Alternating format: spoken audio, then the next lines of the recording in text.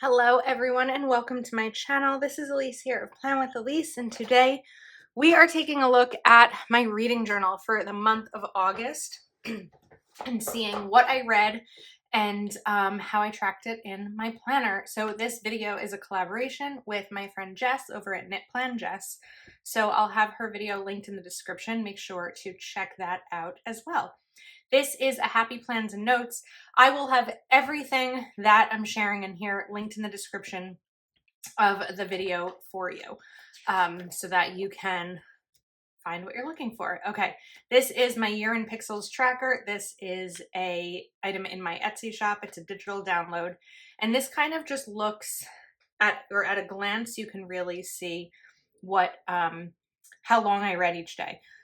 August was a massive month of reading. I had 4 no read days, and most of the others were over an hour. I did a ton of reading in August, and it just felt really, really good. I really liked it. Then I have these overview pages where I write down like when I start and finish something. It didn't work as well in August because there was a lot of overlap, and of course there's not enough room really for more than one book title over there. And then we're going to jump to my August overview. Oh, I forgot to put a quote in here. Okay, well, we can always do that later. August, I read 18 books, which is an astronomical amount of books. That said, one of them was short, maybe like under 100 pages, which was A Welcome Reunion, is a short story. And one of them, I'm Glad My Mom Died, was an audiobook. Other than that, they were all books over 250 pages, I think, and they were all on my Kindle. So there was a lot of reading.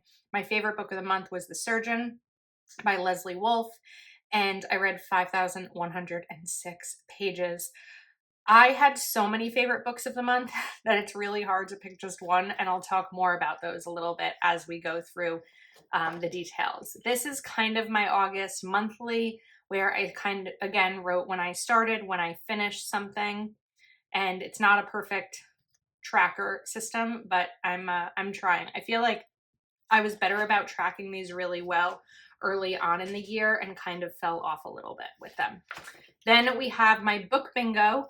I am making progress on my book bingo, and I should finish it throughout the year. Historical fiction, The Boy from Block 66, I think, is the one that I noted in there, and the audiobook as well.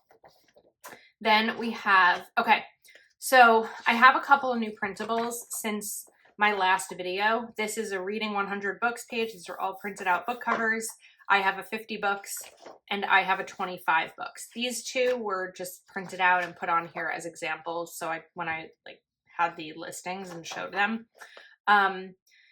On my Etsy shop, in each of the descriptions, it says how to size the book cover. So it'll say what the dimensions you need to be.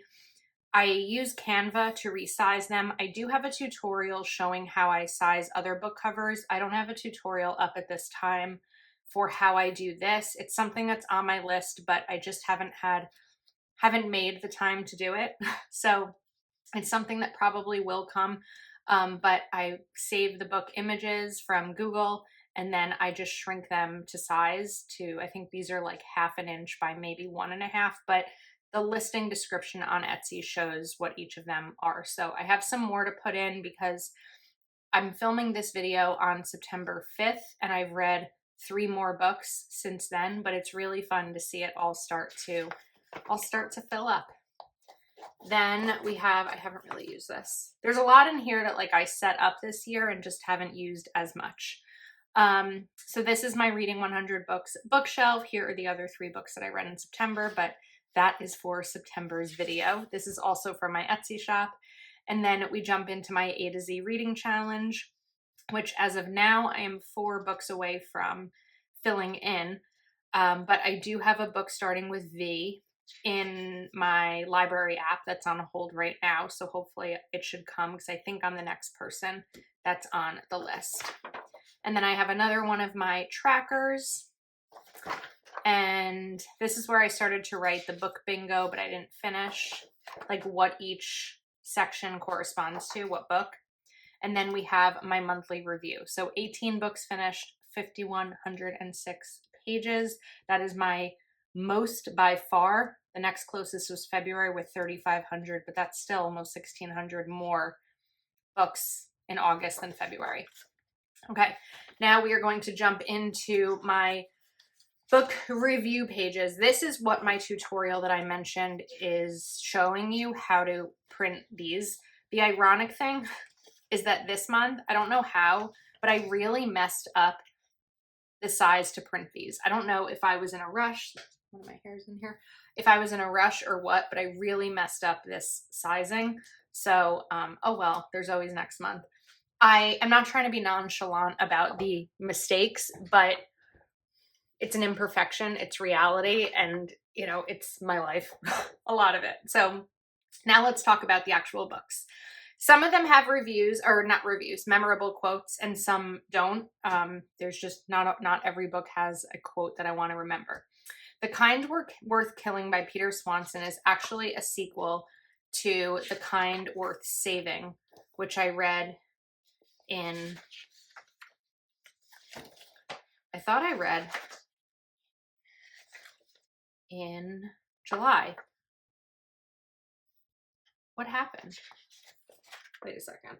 Oh, no. Okay, backing up. Too many books. The Kind Worth Killing is not the sequel. The Kind Worth Killing is the original. So this is a thriller by Peter Swanson, and it is about two people who meet on a plane and discuss the murder or potential upcoming murder of one of their spouses. And it kind of goes from there. I feel like I'm vague when I share these because I don't want to give too much away, but I loved The Kind Worth Killing.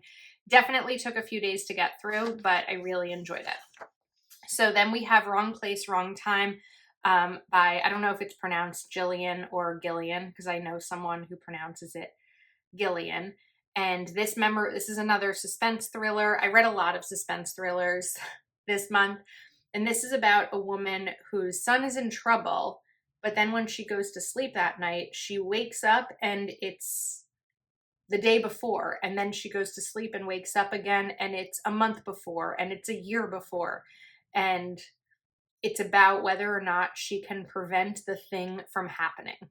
If the changes she makes in the past are going to impact the upcoming future. Then we have I'm Glad My Mom Died by Jennette McCurdy. This is a memoir, and this is the this was the audiobook that I listened to. This was really good. So I think this is the girl from iCarly. I don't know why I say I think, but I didn't actually watch iCarly, so I didn't know who she was. I mean, I knew who she was in terms of a photo of her, but I feel like this photo doesn't really look like her, or at least the picture that I had in my mind.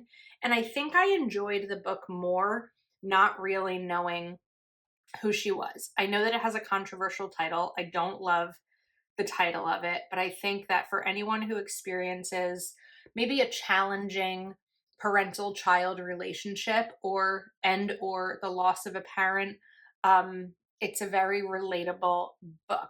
That said, I don't experience a challenging parental-child relationship, but I have experienced the death of a parent with my father. So I thought it was really interesting. I thought that her story was really interesting, just as a Hollywood actress and what she's experienced. The memorable quote was, I feel like the world is divided into two types of people who know loss and people who don't. And I really related to that quote. The Summer I Turned Pretty by Jenny Han is the first of 3 books that I've read, all 3 books in August. And this is right now a Prime TV series. So I actually watched the TV show before I read the books because I didn't realize the books were available on Kindle Unlimited. And it was recommended to me by Heather. A lot of the books I read are recommended from Heather or by Heather. So I read this one. The memorable quote, I wonder if this was just the way old crushes die, with a whimper, slowly, and then just like that, gone. A lot of my books this month are going to be 4 stars. I really enjoyed many of the books that I read. Then I switched from romance, or young adult, but romance, to the sequel of The Kind Worth Killing, which is The Kind Worth Saving. And the quote, it's another thriller. The people who are good at hiding secrets are the people who have practice at it. So if you like thriller books, I would definitely recommend looking up Peter Swanson and looking up these books as well, because I really enjoyed both the book and the sequel.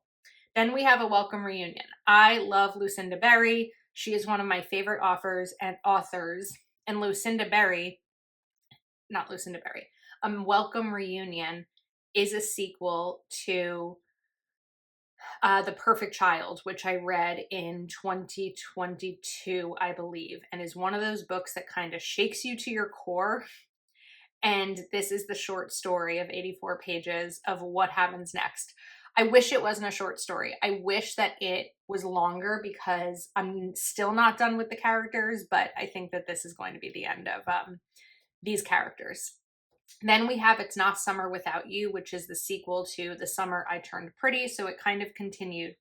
Now, the TV show has 2 seasons right now, which is the first book is the first season, the second book is the second season. So it was interesting to me to see the differences that were portrayed on TV versus what was read in the book, because usually I read the book first and then I do the TV show or movie. This time it was the opposite, except for the third one, which we'll get into. This is the quote. It wasn't enough to know that deep down he loved me. You had to actually say it to somebody, show them that you cared, and he didn't. Not enough. Then I went to Tom Lake by Ann Patchett. Now, it shows here that I started it on August 5th. I didn't finish it till August 17th. I didn't like the book. I read it because it was a Reese's Book Club pick, and I liked a lot of the Reese's Book Club picks that I've read, and I didn't like this one. I was bored. I was confused. Not a fan. So it's getting 1 star. Ugh, I feel so bad saying that, but I just think it has to. The quote, the number of things I'd failed to grasp back then was as limitless as the stars in the night sky. I do like that quote. Now we have We'll Always Have Summer, which is the third book in the Summer I Turned Pretty series. And I think that why I enjoyed this one the most of the 3 was because there's no show about it yet. There's no season that covers what happens in this book. So I really enjoyed kind of the guesswork of these characters who I've come to, care about. The quote is, but just because you stop burying something, that doesn't mean it stops existing. My handwriting is so sloppy in these, and I'm not sure why. Maybe when I was filling it out, I was rushing, but I feel like it's just very sloppy, and I need to point that out. Next up, I read Set Boundaries, Find Peace. For anyone who is struggling with boundaries, whether they be personal, work, family, relationship, friends, social media boundaries, anything, I highly recommend you run to get this book. There's also a paperback version that has a workbook included.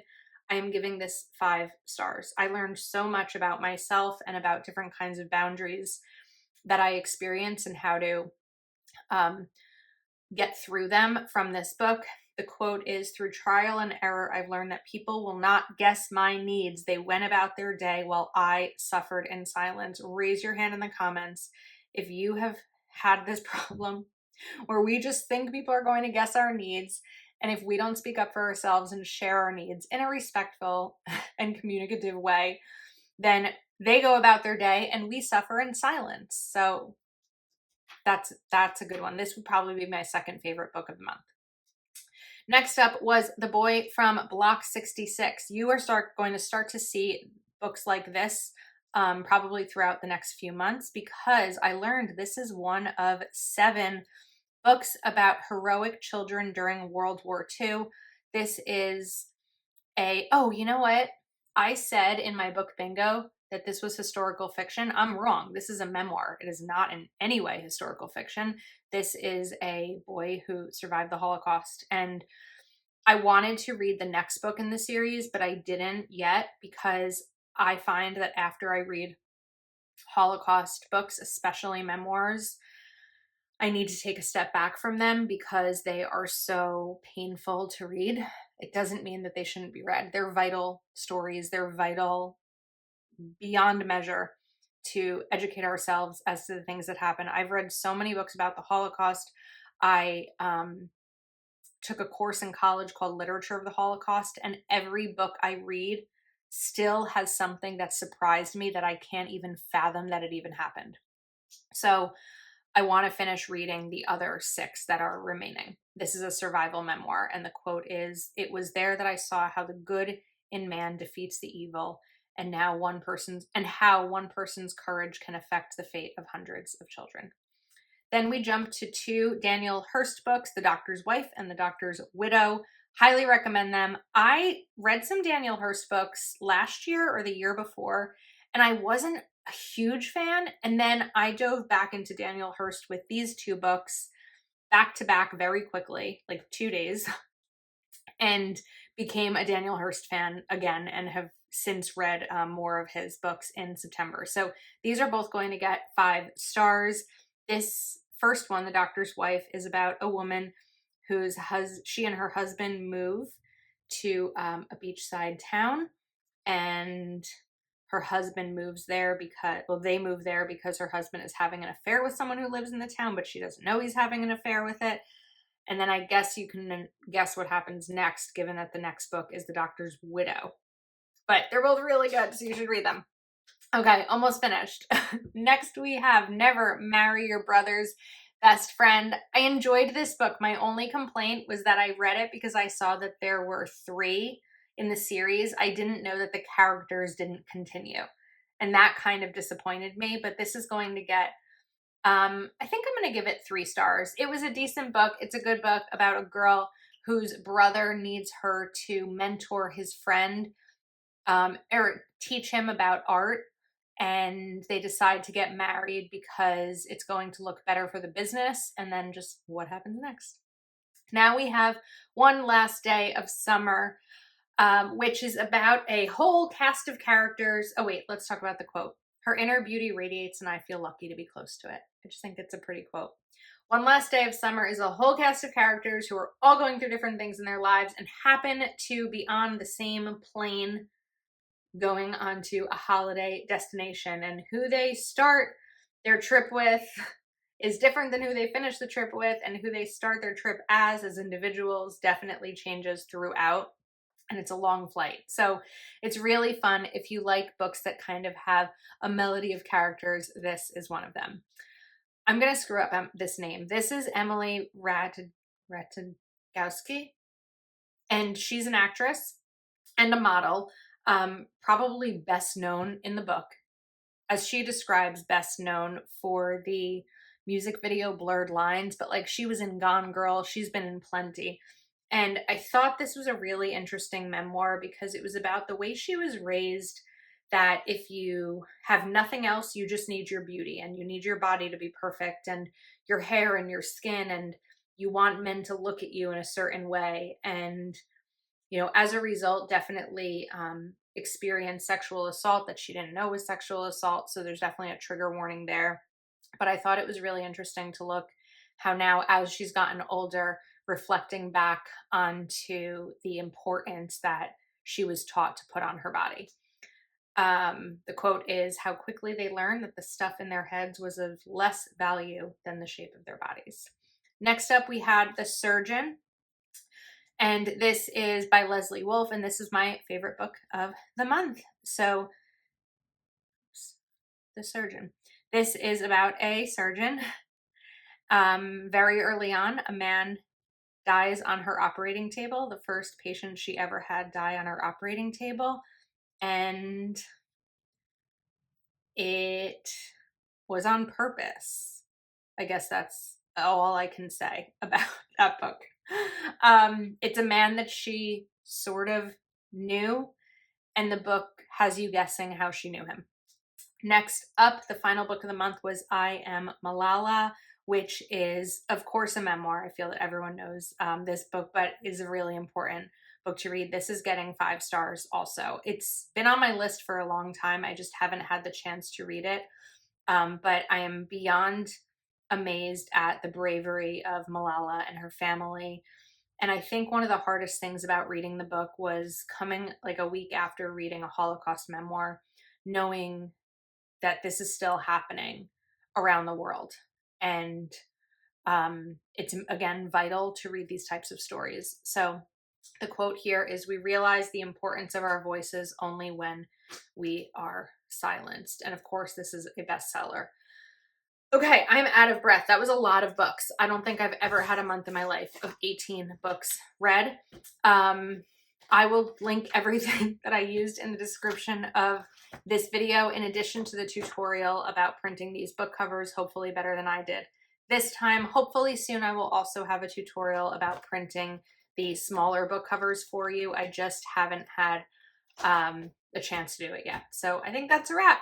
Make sure that you go visit Jess's channel and you're subscribed while you are there. Thank you for hanging out with me today, and I will see you soon.